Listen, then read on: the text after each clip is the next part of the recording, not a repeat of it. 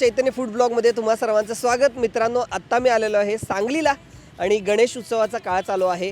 सांगली आणि गणेश उत्सव आणि काही स्पेशल फूड स्पॉट आपण कव्हर करणार आहोत।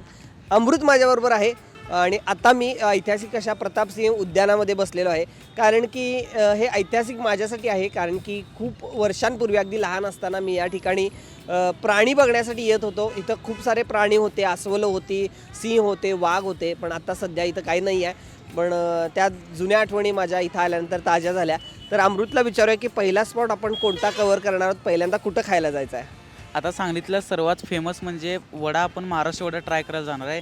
हा महाराष्ट्र वडा जवळपास 1989 पासून सांगलीमध्ये आहे।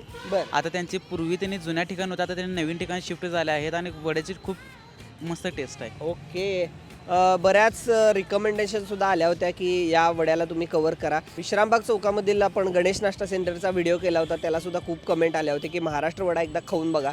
तर नक्कीच हा वडा मी आता टेस्ट करणार आहे आणि याच व्हिडिओमध्ये आणखीन वेगवेगळे स्पॉटसुद्धा आहेत। तर हा व्हिडिओ शेवटपर्यंत बघा, तुम्हाला खूप छान माहिती मिळेल। तर आता आम्ही हर्बट रोड या ठिकाणी उभारलो आहे सांगलीमध्ये। विष्णुदास भावे नाट्यगृह आहे आणि इथूनच बॅक साईडला हे महाराष्ट्र वडा आहे, बरोबर ना? 1989 पासून हा त्यांचा व्यवसाय चालू आहे। सांगलीमध्ये खूप प्रसिद्ध आहे हा वडा आणि खूप गर्दी असते खाण्यासाठी।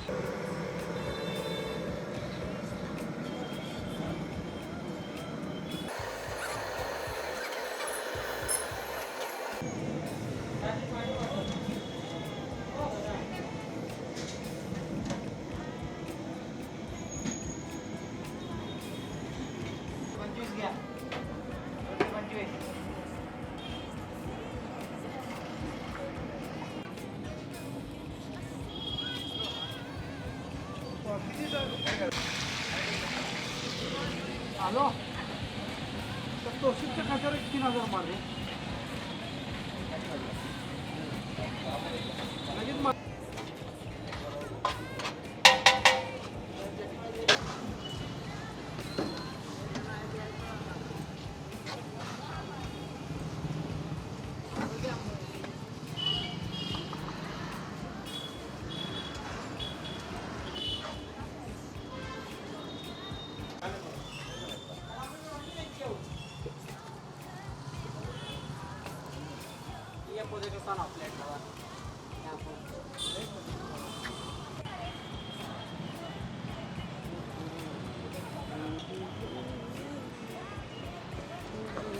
ओके, तर मित्रांनो, भावे नाट्य मंदिरच्या जवळचा बॅक साईडच्या बोळामधला तर हा महाराष्ट्र वडा जो खूप प्रसिद्ध आहे तो मी टेस्ट करणार आहे आणि आकार मोठा आहे, 20 रुपये आहे किंमत त्याची आणि खूप छान तळलेला आहे। बघू शकता किती ब्राऊन झालेला आहे। हा